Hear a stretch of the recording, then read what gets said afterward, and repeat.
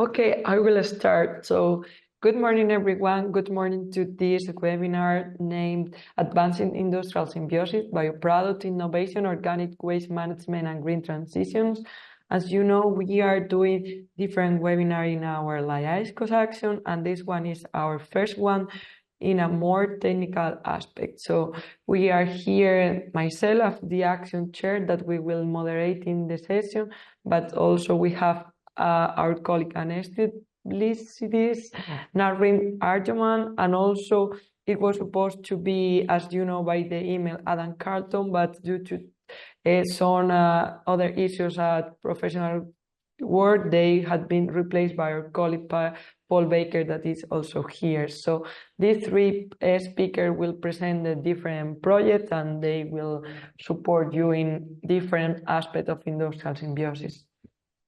Just to see a little bit the outline of our section, we will have the three presentations: from plants to product, valorization of agroforestry food residues from Paul, valorization opportunities in Greece from organic industrial waste from Anestis, and the last one from Nasrim is green transition in industry, focusing to symbiosis part in Denmark.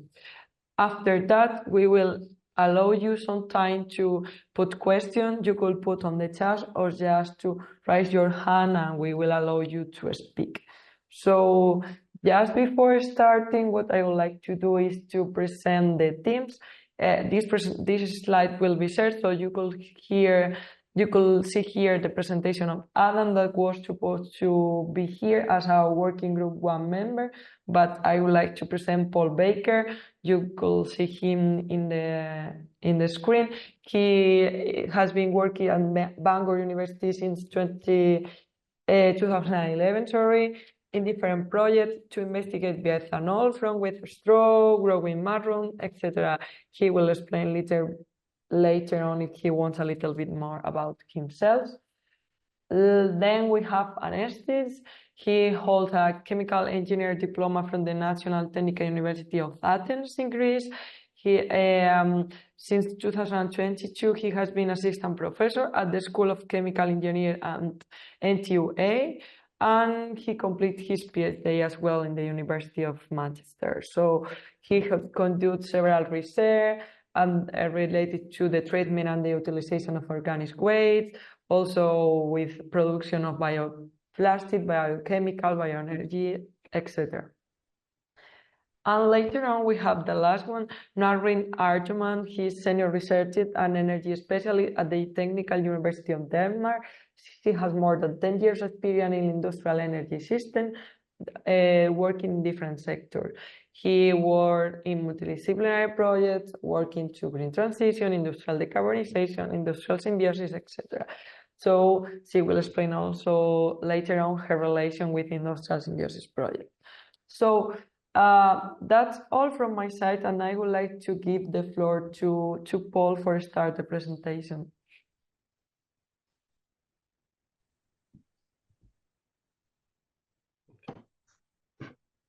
How do I get my slides up? Share screen. Okay.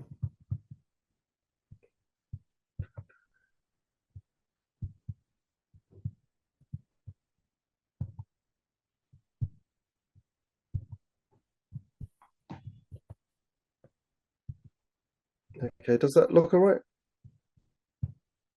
Yes, you only need to do full screen. Okay. Does it look big enough on your one?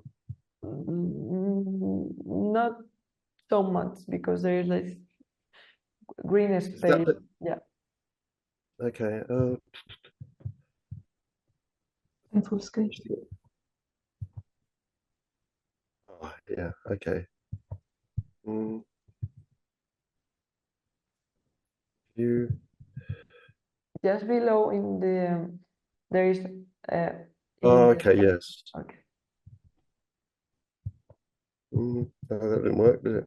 This one. Yeah, this one. The one in the icon in the left side. The first one. The left side after the zoom. This one. Yes. Okay, sorry about that. No worries. Okay, so, this is plants and products valorization of agroforestry residues. Adam Charlton was supposed to present it. I'm presenting it on his behalf, Paul Baker. So, so I'm going to give basically an introduction to the Biocomposite Center, talk about integrated biorefinery and pilot scale. Oops, sorry. And then I'm going to talk about 4 different case studies in Wales, UK, and East Africa. So this is basically Wales. It's kind of just added on to England. It's a small country of about 3 million people. And the area shown in green is mostly Welsh-speaking area. So it's a different kind of language. It's a different language. And it's in the last 10 years, it's received quite a lot of EU funding in terms of development because it's quite rural. So we have 2 locations. One is on the mainland at Bangor University, and it's and then the other one is a research centre in the middle of the large island, Anglesey, at the top. Okay, so this is some of the activities that are done at at the research centre and at Bangor. So growing mushrooms on different materials for the purpose of generating food, and also pre-treatment of that material that can be used later on. We also have a different mechanical processing equipment, such as a large pressure refiner that has the ability to process about 20 tons of material. So things like wheat straw and that sort of stuff. We also have a dedicated team that's involved in life cycle assessment. So they'll go around measuring, different electrical signals on equipment and generating data. They also have presses that are involved in the production of biocomp boards, prepared using different resins. And then we have a pulp molding machine that has the ability to produce different types of packaging for companies like Tesco, so basically the supermarkets around the UK that we've been working with. And then we have a small chemistry lab there, which has a rotary evaporating equipment that has the capability of handling 50 liters of organic solvent and extracting. And then we've also got a whole bunch of different enzymes at our disposal to treat the material and modify it as accordingly. So what is a biorefinery? So it's basically converting that material into something that's more useful. So we've been working with different substrates such as wheat straw, which comes from England, miscanthus and ryegrass and willow, which comes from mid Wales in Aberystwyth, and then we've also imported stuff such as maize stover, sugarcane from Africa, and then fruits and vegetables such as tomatoes, rapeseed, olive pomace, and oranges from different countries around Europe. So there've been so we've got basically got all the equipment that we need to carry out this biorefinery. So we've got different types of mechanical equipment. We have biological, so we've got a whole range of different microorganisms and enzymes that can be used to help break that material down. And then we've also got chemical processes as well. So there's basically 3 streams that you could generate here. You can either just burn the materials, so you can modify it and burn it, or you can generate platform chemicals such as bioethanol or antioxidants and stuff like that, or proteins, or you can generate transform that material into a feed that could be used for animal feed or for human food. I think the most of our activities focus on the middle one, so generating platform chemicals rather than the other 2. So this is what the Biocomposite Center looks like. It's basically 3 large industrial units. So this is separate from the Bangor University site, which we also have. And this biocomposite center holds all the heavy machinery that is used to carry out all this processing. So some of the machinery, such as the drying unit, will takes up over all 3 units, and it's located up into the roof. And the pressure refiner takes up at least one of the whole units, and everything kind of is tightly packed around in there, but it all fits in there quite nicely. So to give you an example, what we produce is the food packaging, which you can see on the bottom right. So we produce this for different supermarkets and stuff like that. So one of the things that you need to look for is, does it produce a clean package? So does it feel smooth? Is there no materials sticking out of it? Like fibers. Some of the other problems that we have experienced is that the corners, can be a bit frail and can easily break, depending on the type of material.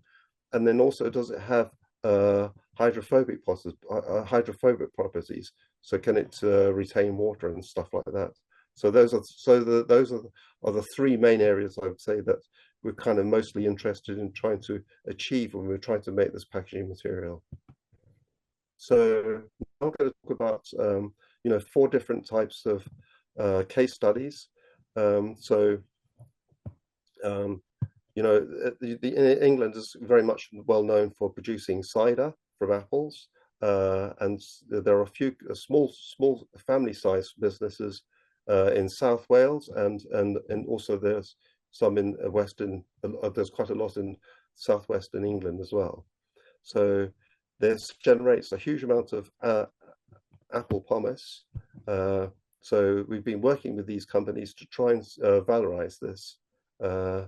And so one of the ideas is that, we're supposed to eat 5 fibers of, 5 fruit and vegetables a day, but obviously a lot of people don't achieve that. So we want to try and improve people's diet by incorporating this into everyday foods, such as muffins, yogurts, and sausages. So all 3 of these have been, achieved. So a lot of the work was initially carried out, at the Biocomposite Center, but obviously the equipment that we have there isn't food grade. So we then finished up working very closely with Clandidra Menai, and they have food grade material equipment there. So the foods were produced, and then they were supplied to school children in school meals for testing. So we've also with another company based in England called Blankley Estates, which has been in production of a green extract, a green coloring agent for foods, which is the chlorophyll from a particular type of grasses, and it's been operating for over 100 years. And one of the problems about it is it generates tons and tons of grass wax waste, which the company has to pay for disposal. So Bangor University has been collaborating with this company, and we found that there was a compound in there that could have that could affect the outcome of potato blight. So we've been investigating whether this grass wax could be used in the treatment in the biocontrol of potato blight, and greenhouse trials have been conducted as well as field trials. So Bangor University basically has a farm that's slightly off-site, which has all these facilities as well. And then we've also been collaborating off-site as well. We've also been working on a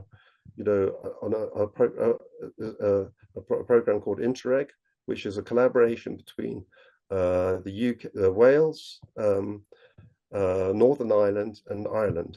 And basically it's valorizing willow trees.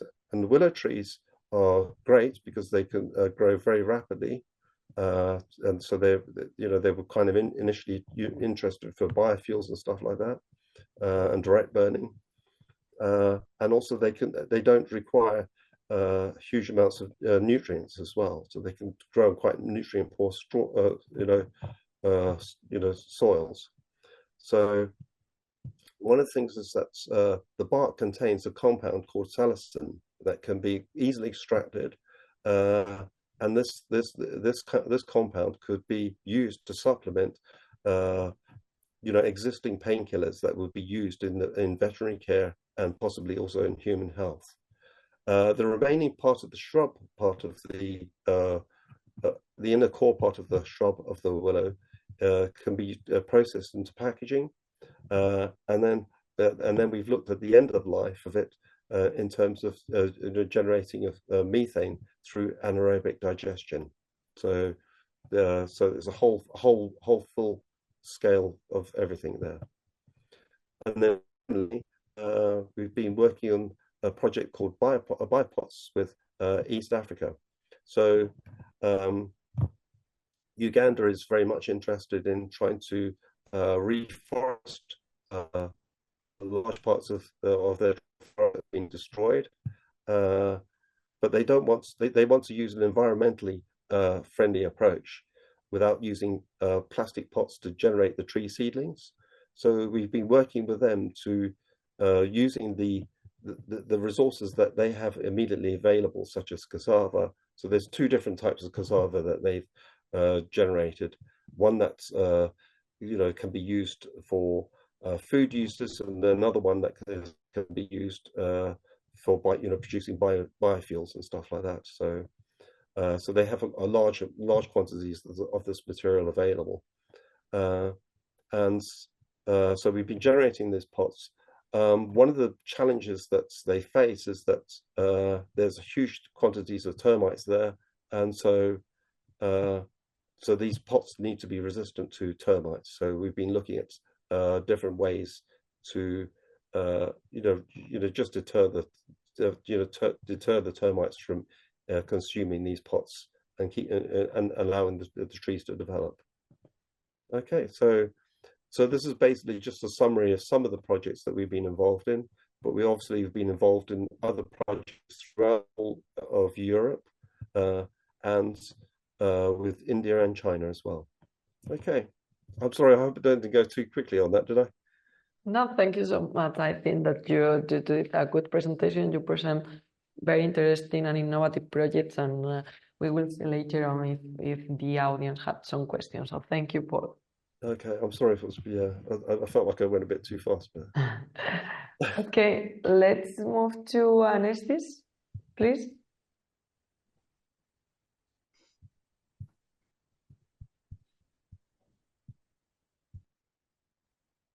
Anestis, could you hear me?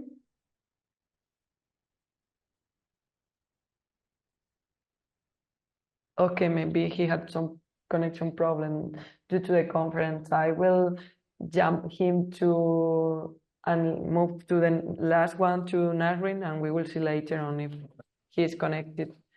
So the floor is yours, Nasrim. I think you could share. Sure, I will. 1 second, I will try to share my presentation. Just put it in a first page.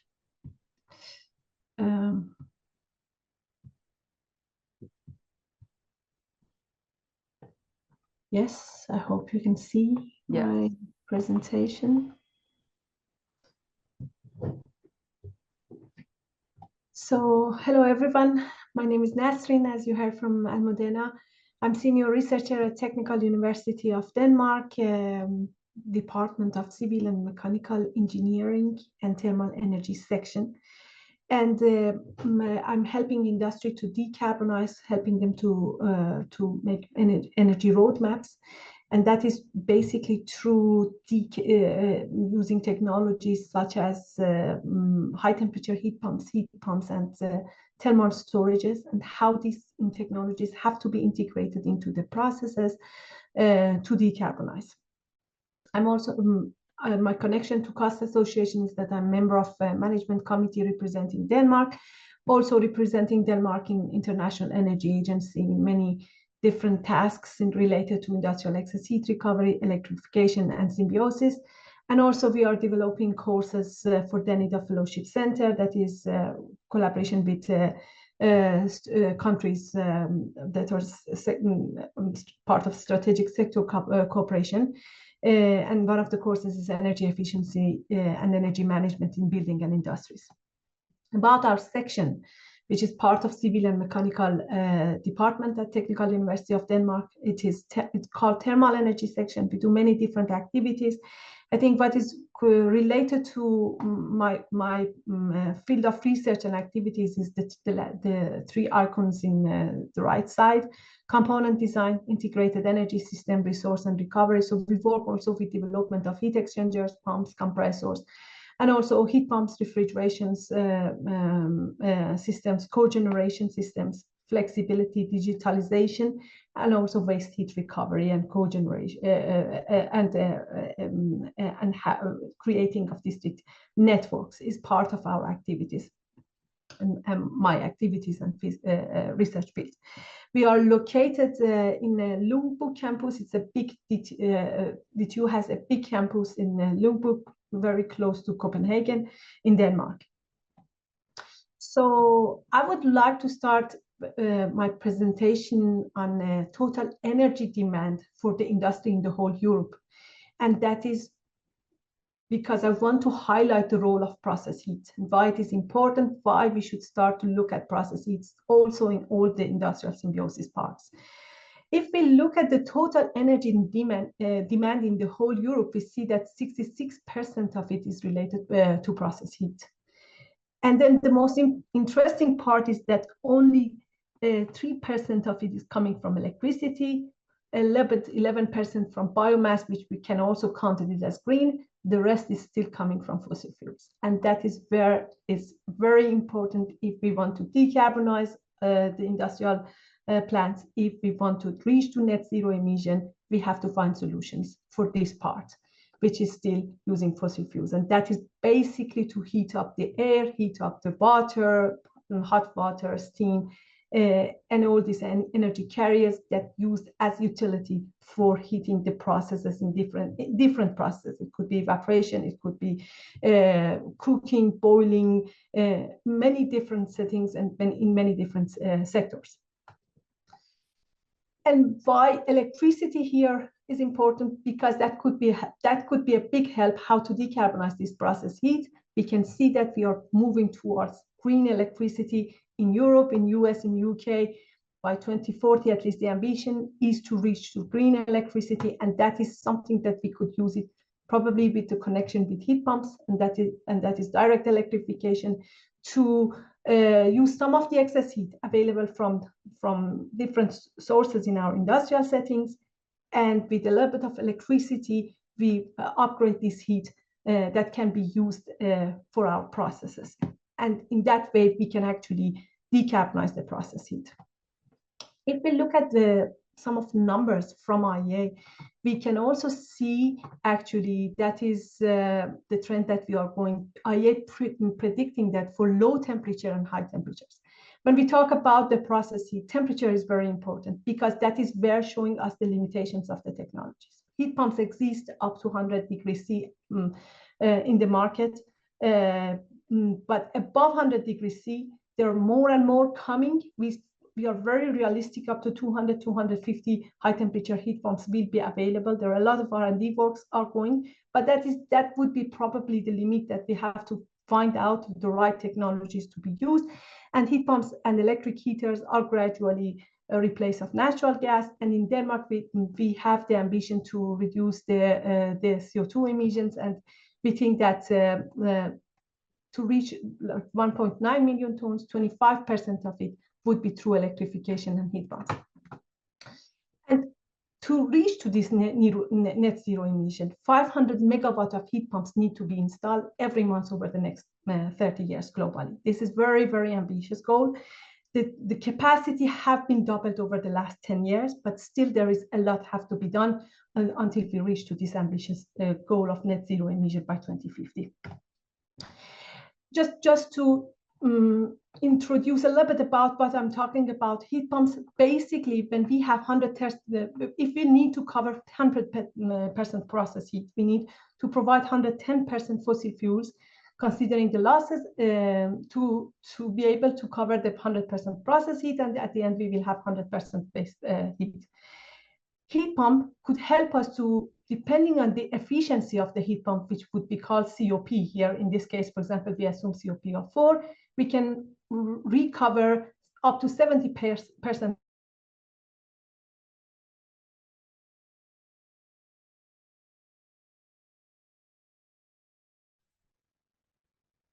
Hello, Nasrim.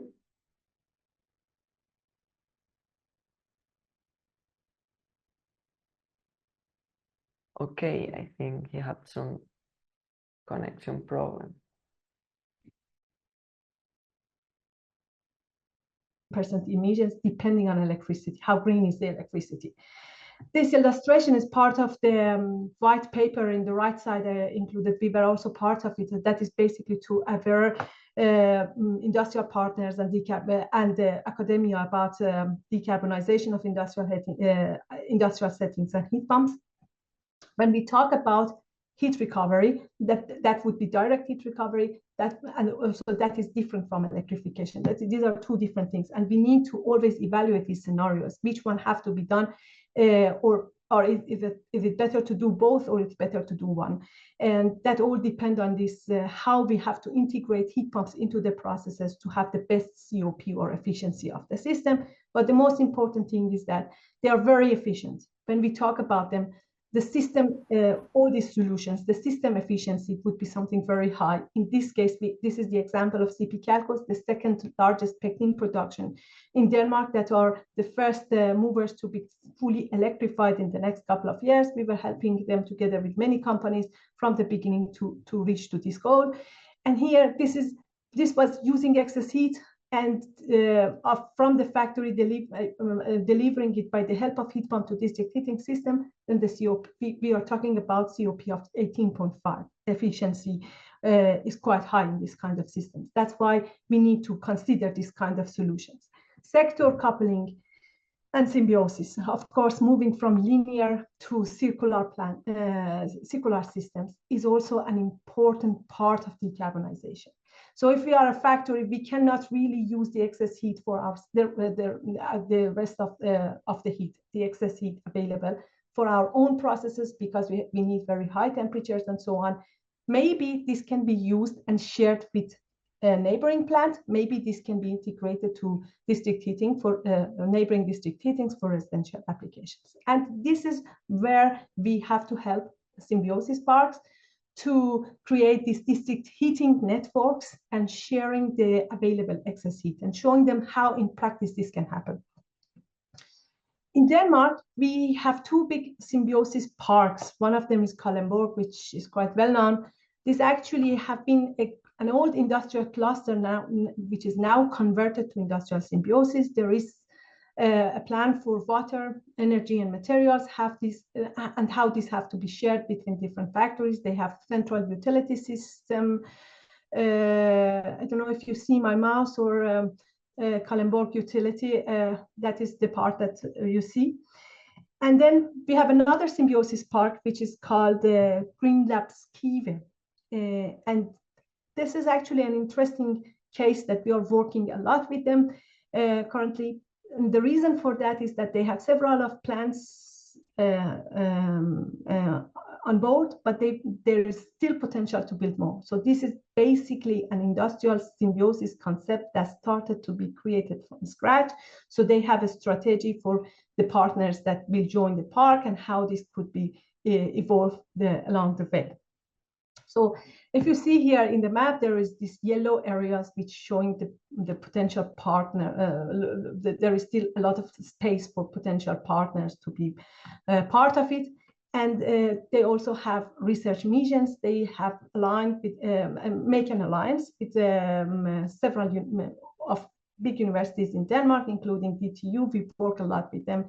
And that is where we see quite a lot of interesting things going on, because there is a lot of potential for collaboration with them. We have two projects with these symbiosis parks. One for the Kalundborg symbiosis, which is basically evaluating the value of thermal energy storage, centrally or decentralized, for several companies or for each of the plants separately. Storage is something we see important, more and more important, and that is thermal storage, because you have a lot of capacity, because it's much cheaper than electric storage, and because it gives you flexibility in the utility sites, something that industrial settings really like and would aiming or willing to invest on them, because it would cover the flexibility and also security of supply. And that we see that there is a lot of applications regarding this coming in the next years, and also a lot of demonstration. The most important thing here is selection, integration, and optimization. The knowledge that how this has to be selected, which type of storage, because we have many different types of storage for many different purposes, how this has to be integrated into the processes to make it the most optimized way to, first of all, cover the demand and security of supply for each plant, but also make it possible to share this excess heat with the other companies. The other project that we have is integrated concept for electrified industrial symbiosis, and with several industrial partners. That's a picture of a team. We are still missing several people. Here, the idea was to create a district energy network for the GreenLab Skive Symbiosis Park, and defining how much we can minimize the need for external heating and cooling demand, and also maybe some recommendation for potential partners that could change a little bit the whole picture of these symbiosis parks. Which kind of partners could be relevant to this? Something that could be a central scenario like this, and we need to define the temperature required for each of these intermediate loops, sharing the energy between different factories. Heat pump will play an important role here. And also there is a need for storage, because many of these companies have batch processes. So they don't have this energy all the time available that could be shared with the other. So we have to take this into consideration and see how this can be available for the other factories, considering the security of supply. A little bit about the methodologies. I have to say methodologies exist. We have all of us, at least the mechanical engineers, we know very well pinch analysis, a very old approach, and that is to optimize the internal need of the factories, to maximize the heat recovery internally.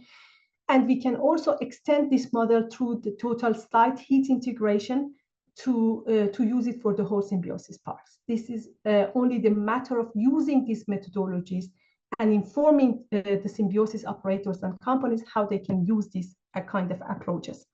And of course, these methods, there are a lot of studies have already been done, how these methods could be used for the batch processes and so on.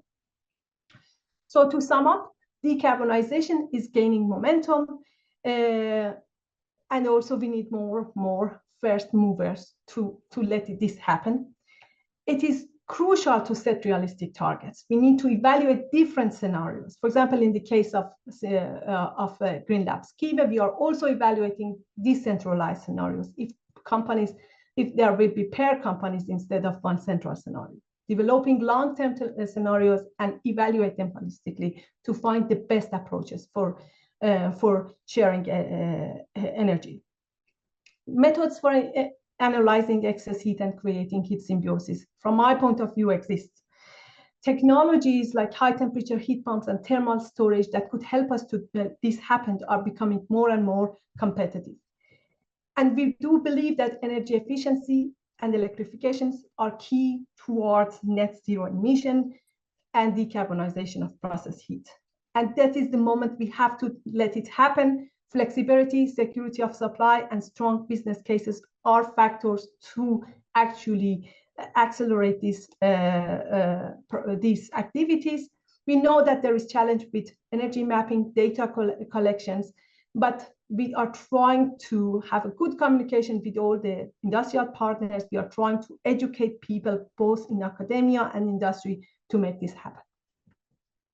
That was from my side. I think I try to keep it general, but of course, if you are interested to work with Green Labs Key, where we have a lot of collaboration and also interested to come as a host, as a guest PhD or postdoc in our group, I would be happy to have a conversation or also further collaborations in applications, European applications. We are very open and would like to do that. So please contact me if you have any ideas. Thank you. Thank you so much, Nasrim, and very interesting presentation, and also the final conclusion about being holistic. I think is a very important point as well. Thank you so much. And now I think we'll solve the technical problems. So I will leave the floor to Anestis. Hello, good morning, everyone. I'll try to share my screen. Please tell me that you can see my slides and on presentation mode. Is that correct? Not yet.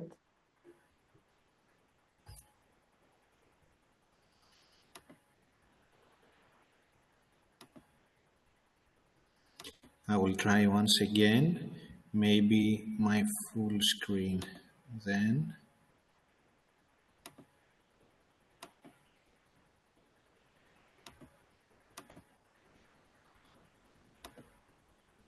Now can you see it now?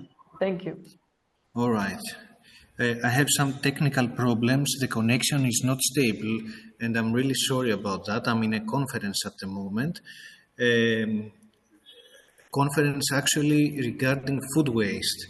I hope it will not stop the connection, and I will not be in a position talking on my own. Right, let's go. So let's start. My speech is about valorization opportunities in Greece from organic industrial waste. It's a very general title, but I will focus in the case of olive mill industry and how industrial symbiosis can work in this kind of industry, food industry in Greece. Few words about our laboratory. Is the Laboratory of Organic Chemical Technology at the School of Chemical Engineering at the National Technical University of Athens. I collaborate closely with Professor Gerasimos Liberatos and Nikolaos Chronis, and also we have some laboratory and teaching staff, Dr. Papadopoulou, Dr. Koulas, and Dr. Karaoglanoglou. Several postdocs, 3 or 4 postdocs at the moment, and many PhD candidates. We are working with the utilization of renewable resources, either municipal waste, industrial waste, or agricultural waste, and we try to produce, to develop innovative technologies and holistic systems in order to not only treat them, but also valorize them. Some of the technologies that we are using is anaerobic digestion with biogas upgrade, dark fermentation, industrial way technology, bioelectrochemical systems, and also, as we are in a chemical engineering department, we like to model our systems, so we also develop process modeling and optimization. We collaborate closely with industries and municipalities, and also we use some software tools in order to design and model our process, like Aspen Plus, CIMAPRO for the environmental impact, and we participate in several EU and national projects. Some of them are listed here, like Waste for Think. It was a European Horizon project, and also some other projects like SynSites and Circles also are European Union projects. We have a lot of equipment. We like to develop not only lab scale, but also pilots. We have these facilities at the National Technical University of Athens. These are bioreactors like pilot scale anaerobic digester in the middle, a food waste hydrolysis pilot at the bottom left, a trickle bed reactor in order to upgrade the biogas that it is produced and convert the carbon dioxide of the biogas via the injection of hydrogen that can be produced from water electrolysis to produce methane. That's how you upgrade the biogas. An SBR, sequential batch reactor, for the production of PHB, intracellular biopolymer, a composting unit in order to see if if and how much of the agro waste or municipal waste can be composted. And also we developed pilot units like on the bottom right, the composting unit that we developed in the island of Andros for a European research project. And also we have some analytical equipment that we can support our analysis, we can support our findings. A little bit, few words regarding food waste. Lots of you know about this huge problem at the moment. Around 1.6 billion tons of food is lost or wasted through the entire food supply chains.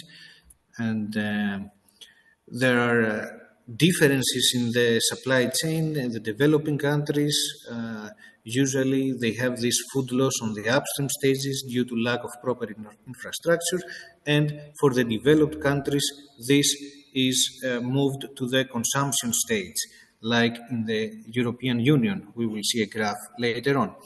EU27, a report regarding the food waste in the EU27 estimated a total production of 129 million tons of food waste, significant economic losses across all related sectors, not only economic, also environmental and social aspects regarding these losses through the entire supply chain, as I told you earlier. The environmental and social impacts are there and are also significant. 1.9 tons of CO2 are emitted for every ton of food that is wasted.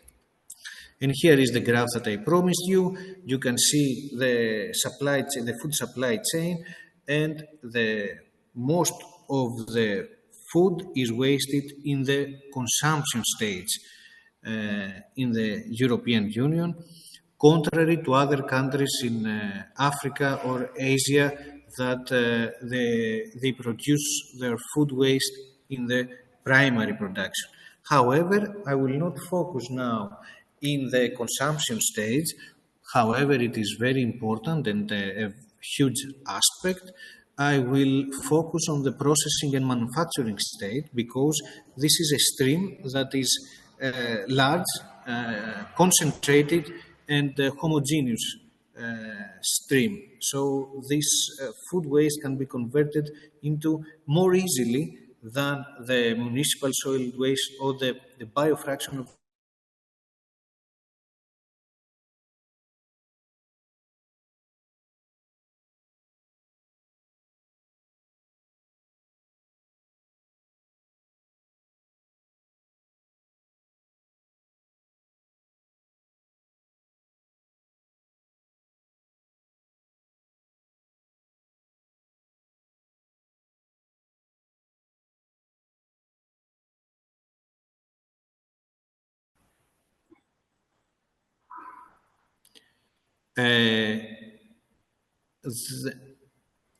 Can you hear me now? We could hear you.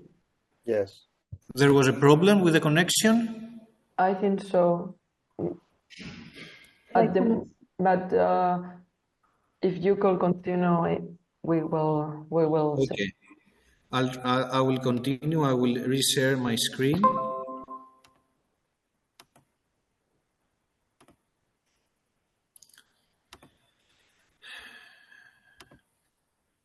So I was here regarding the valorization of of several organic waste from the food industry to produce biochemicals via fermentation by introducing the right microorganisms, either a fungi, a bacterium, or a yeast. And let's move forward to the developing of a biorefinery from the olive meal waste. In Greece, we have two kinds of olive mills, three-phase olive mills that produce the solid bioproduct, the three-phase pomace, and the three-phase olive meal wastewater. And the last 15-20 years, two-phase olive mills are generated also in Greece, producing this slurry organic waste, the two-phase olive meal waste. Some aspects regarding olive meal production. Olive oil production is one of the most traditional food industries of the Mediterranean area. Average annual global production 2.95 million tons. The vast majority, of course, is in the Mediterranean countries, and the separation of olive oil is mainly carried out by centrifugation, as I told you. So we have two-phase olive mills and three-phase olive mills. There is a change in olive mills map in Greece. In 2009, we have 2,200 mills, and more than 80% of these mills were three phases, and now in 2020, this has been changed. 55% have been turned to two-phase olive mills in order to adapt to the Spanish model, and this percentage has been also increased. The 55 now should be like 60 or 65% for two-phase olive mill. Last 5 years, the investments in mechanical equipment concern exclusively two-phase technology, so we expect these olive mills to generate it. This is a flow diagram regarding the olive pomace facility. The two-phase olive pomace is the only bioproduct, slurry material with high moisture, with 100 tons olives that going inside the olive mill, the two-phase olive mill. We have 20 tons of olive oil that is being produced, and this is the main product, and 80 tons of olive meal waste, which is the main bioproduct with 70% of moisture. We enter no or very few water. The appropriate valorization method that is currently implemented in Spain is initially the kernel extraction to produce a pure wood, part of olive pomace, a ripasso system in order to extract the ripasso oil, and then the drying and solvent extraction to produce two low-value products, which are the low value of dried olive pomace and olive pomace oil. In Greece, unfortunately, we don't do all these steps. We have only a drying and a solvent extraction system that produce two main bioproducts, the olive pomace oil and the dried olive pomace. Most of the olive pomace industry in Greece are equipped to process three-phase olive pomace instead of two-phase. So, and the direct drying of the two-phase pomace in drum dryers causes problem due to the high moisture that this bioproduct contains, and the presence of polysaccharides also develop some problems in the dryers. And here is the research project progress that we implement currently in the Laboratory of Organic Chemical Technology at NTUA. We start with the two-phase olive meal waste, and the target here is to extract initially the high added value products like the residual oil, and later on to produce a final extract rich in phenolic compounds. So we extract the residual oil, we extract the phenolic compounds, and then all the residual streams can be further converted in biological processes like anaerobic digestion or fermentation, or even composting in order to produce a high value compost. Of course, another stream that we implement, that we utilize, are the olive leaves. And here I will get you through some details regarding the technology that we use. We have used some acid hydrolysis process in order to recover the residual oil. And here in the bottle, in the middle of the slides, you can see the three phases that are generated from the olive meal waste. We have an upper phase with the residual oil. We have the middle phase, which is the liquid aquatic phase, rich in phenolic compounds, and we have the solid phase that can go into the composting process. The second step, after we extract the residual oil, we can extract the phenolic compounds that are included in this waste material, like tyrosol, eleocanthal, hydroxytyrosol, and elevropine. And here is the technology that we use, the aqua.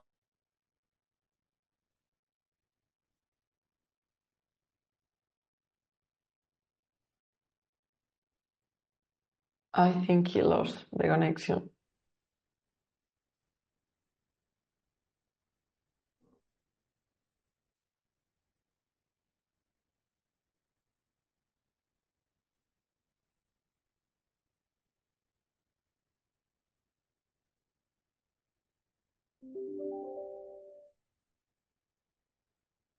Okay, let's see if there is if any of the persons that are attending the webinar have a question from Paul or from Nasrim. You could write in the chat or even just raise the hand.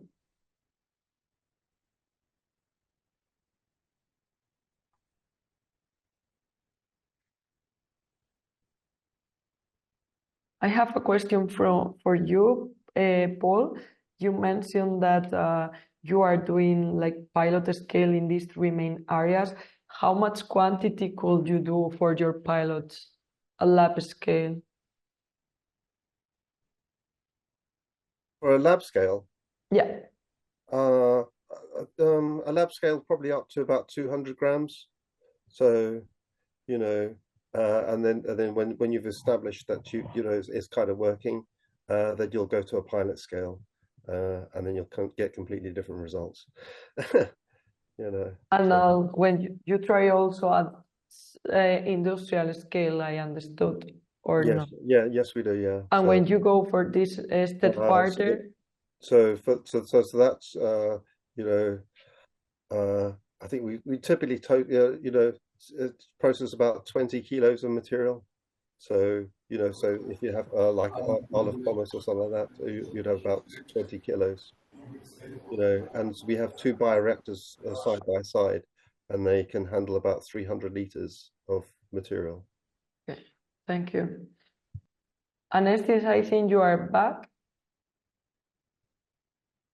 I will ask you to make a conclusion, one slide or something like that, because we are a little bit out of time. Yes. I'm sorry about that. The connection is not stable, as I told you at the beginning, and there is also a backup noise. To conclude, is that we try to develop and we succeed on doing it at the lab and pilot scale, a biorefinery in order to utilize the olive meal waste and produce a spectrum of products. We are working on this direction, and we will continue to do that in the future. Okay, thank you so much. Okay, any question from the audience for any of the three speakers?